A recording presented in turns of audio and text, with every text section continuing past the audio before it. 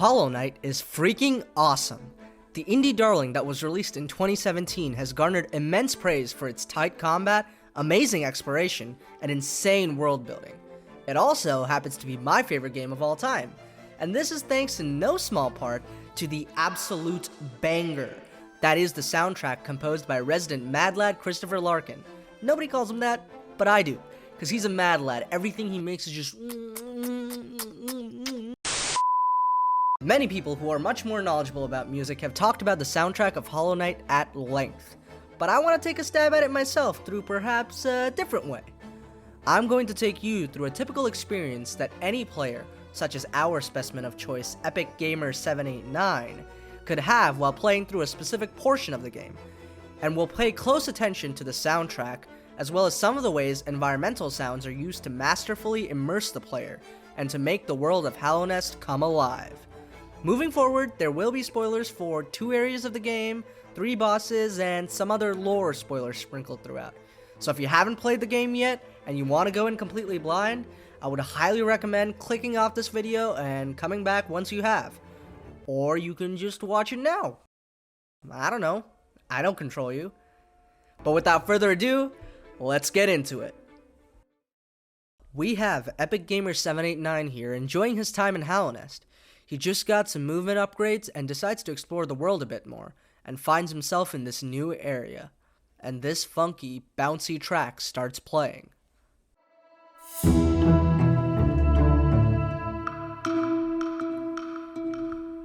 The track for this area, much like a lot of area tracks in this game, has an ostinato figure playing underneath that repeats throughout the song. This figure is then recontextualized by the melodies that are being layered over top of it.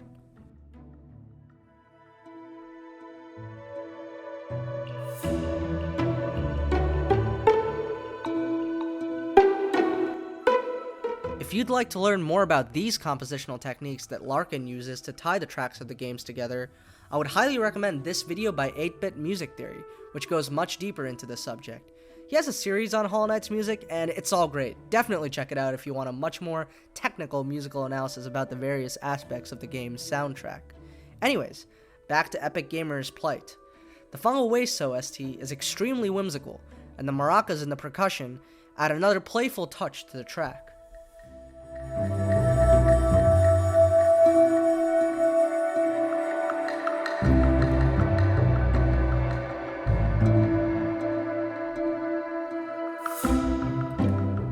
The general art direction for the area is very round in terms of its shape language, looking at the design of the enemies as well as the circular fungal caps littering the foreground and background. And the music somehow seems to mirror this sensation of roundness and this bounciness. As he stumbles his way through the wastes, he happens upon an area with enemies that he hasn't seen before, and the soundtrack shifts slightly. Epic Gamer 789 has now found himself in a sub-area of the fungal waste, known as the Mantis Village.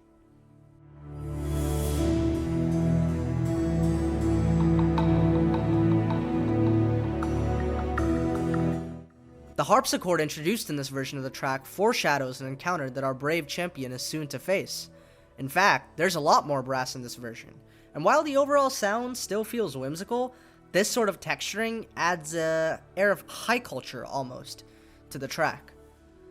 This somewhat mirrors the lore of the Mantis tribe, as they are some of the few remnants of continuing civilization left in the wake of the infection that lays blight to Hallownest. This is because these bugs possessed will enough to be able to withstand the pull of Radiance's dreams. Obviously though, Epic Gamer 789 wouldn't know any of that, as he's yet to watch the entirety of Mossbag's catalog. Anyways, Epic Gamer has used the few brain cells he has at his disposal to make his way through the village, and finds himself in the presence of some interesting bugs. Oh, these guys seem cool. Okay, that's fine, I guess. Well, no time like the present.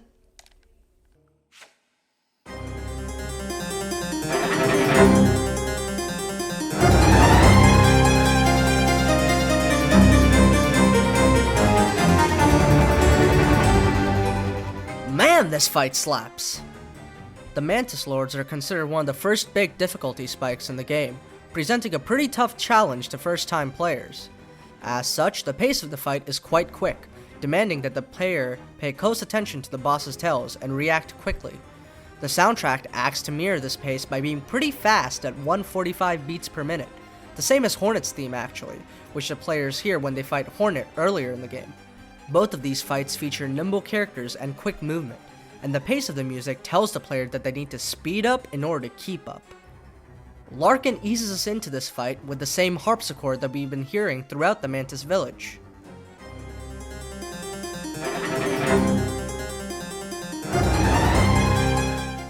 The track has now transitioned almost fully from the Fungal Waste theme to having only strings, barring the harpsichord of course.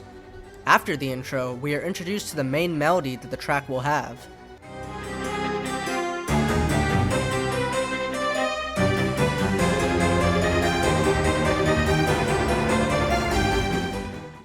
He then sets up this call-response motif in the track, where the first part of each of the phrases plays, and another set of strings responds with a very low-pitched tremolo.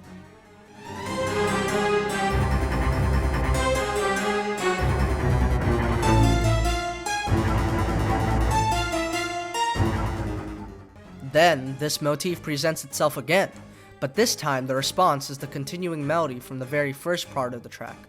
Now, however, it's played by a different set of strings for each response.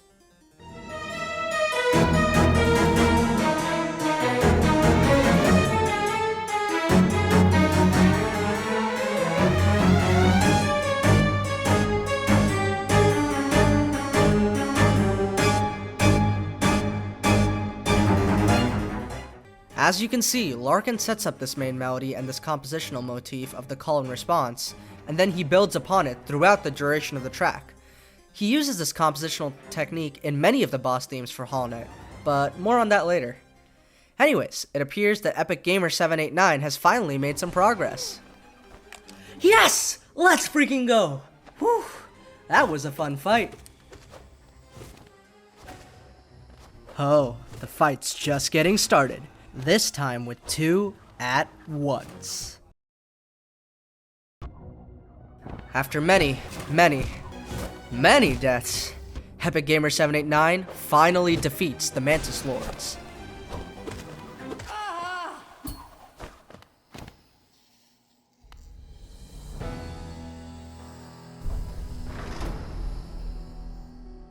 How are you feeling, Epic Gamer 789?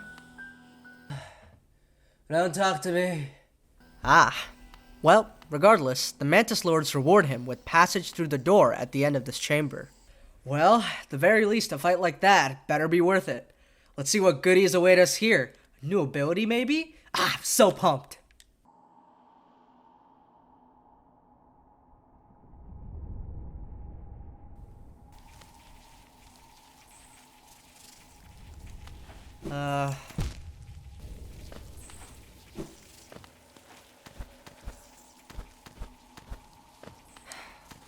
Well, shit. Deep Nest sucks. Hollow Knight isn't really a horror game, but this area is terrifying. When the player first arrives here, it is likely they have not bought the Lumafly lantern off of Sly. And if this is the case, then there are many areas within Deep Nest where the player will not be able to see anything. Even with the lantern, your field of vision is extremely impaired. This puts the player on high alert, as they realize that it might be best to rely more on sound. In that regard, Deep Nest is actually the only major area in the game that does not have an OST for it. This serves to make Deep Nest feel even more unsettling, as one possible source of comfort and safety that may have come from hearing a soundtrack, like the rest of the game has, is no longer there. The ambient sounds that are present seem to be made by some sort of woodwind instrument. It sounds more like screeching than anything.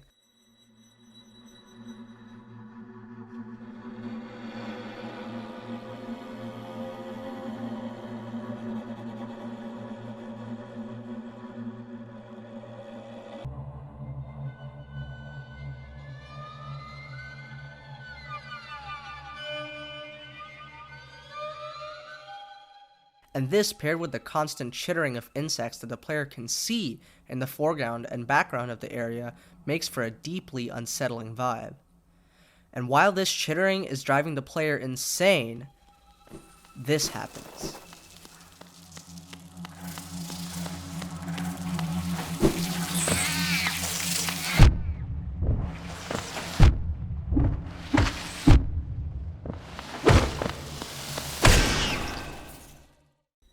The one thing that the player thought they could rely on, that being the diegetic sounds within the game, have conditioned them that the chittering of the insects is only from the bugs that are in the foreground and the background.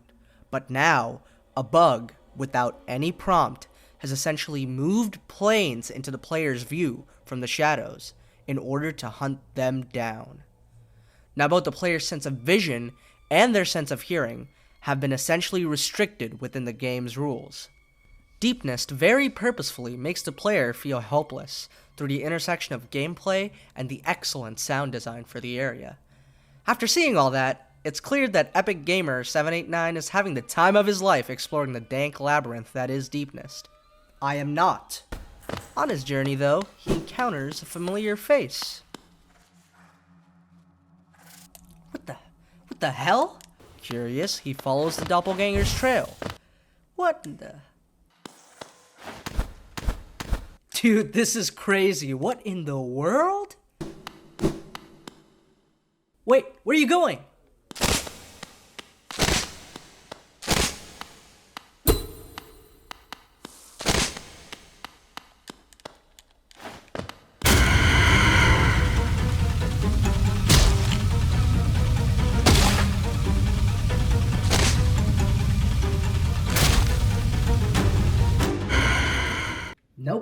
Nope, nuh-uh.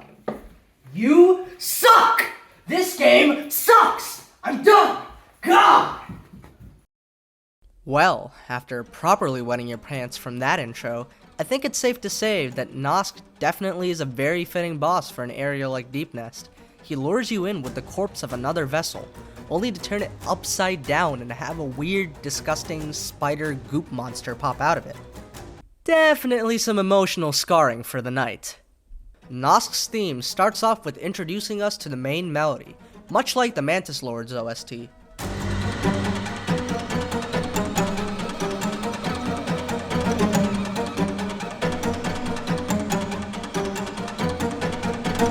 Then, this track builds upon itself, with other instruments playing the same melody again and being layered as it continues.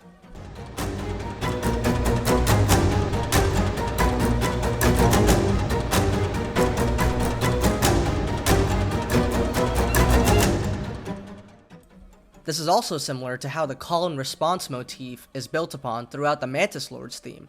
It's a great example of how Larkin uses these similar compositional approaches of introduction and recontextualization of the same melody in both of these boss themes. The cyclical nature of this approach works wonderfully for a boss theme, where you need the fight to feel intense while still having a looping track.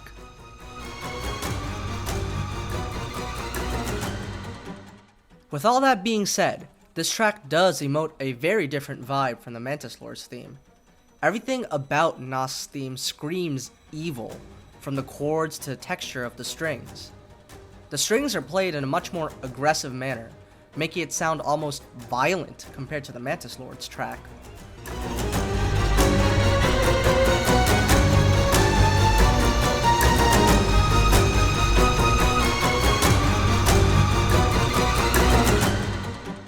The fight also features screech-like sounds that are very similar to the ones present in the ambient sounds of Deepnest, unsettling and fitting.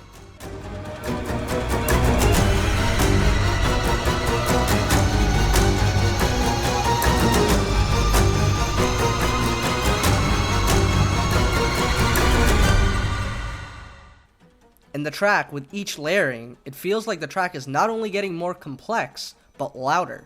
This builds tension, and also matches the aggression of Nosk in the game. As the fight continues, we also feel like the track is slowly building and should meet a nice, loud, resolute chord before looping again, like the Mantis Lord's track did. But that resolution never comes. as the track keeps going and going without ending nicely, and simply loops back to the beginning verse, which is much quieter.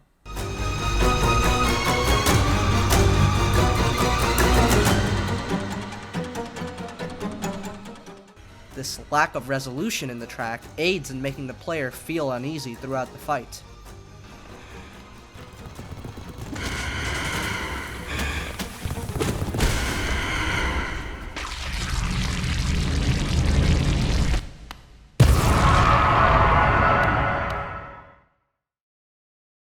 Well, friends, Epic Gamer 789 has passed many challenges today, and many await him yet as he explores the enthralling world of Hallownest. But our journey ends here. I've only showed you one snippet, one possible experience that someone could have playing the game, so you can see how Larkin's beautiful tracks and smart scoring techniques help make Hollow Knight come to life and fully immerse the player in its world. Taking a look back at my own journey through Hollow Knight, I never initially paid much attention to the soundscape, beyond just listening to the OSTs as bops on their own, which is totally fine, but I never realized how much the soundscape actually affected the way that I interact with the game world, and how it made me feel. Beyond the exploration and the combat and the lore and all that, trying to understand the decisions that went into making the sound of Hollow Knight has definitely given me a much deeper appreciation for it. I implore you, if you're delving back into Hallownest, or you just want to play a game that you really like again, think about the soundscape that the developers have created. It's very likely that, unbeknownst to yourself, the reason that the game feels special to you is partly thanks to the sounds it employs. So the next time you play that game, listen closely.